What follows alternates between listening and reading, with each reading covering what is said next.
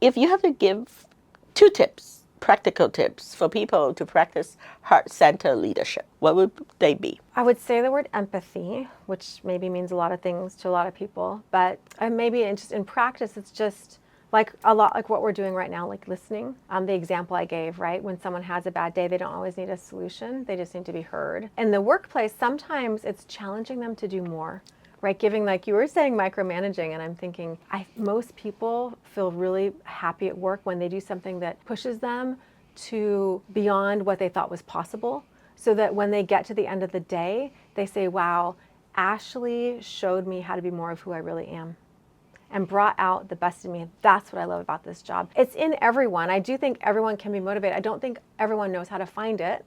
And that first step in all of the work that I do is self-awareness. A lot of us have been turned into these, like, okay, I show up, I do this, I go home, I do that, right? Robotic. Right, but we're not machines. No. Right? And we need to embrace. We are not robots. We are not robots, not yet. Not yet. And we need to embrace our humanity. And we need to embrace, like when we say humanity, that comes with mistakes. But a lot of workplace cultures don't make space for people to say, I don't think I did that quite right. Can I try again? So the other thing that Sparkplug Labs as an idea means to me is this space where, as a scientist, right, you come and you experiment in this container that's safe to try things out, figure it out. Maybe you get it wrong and then you get it right, and then you go out and you do that, right? So it's this container, creating these containers that are safe.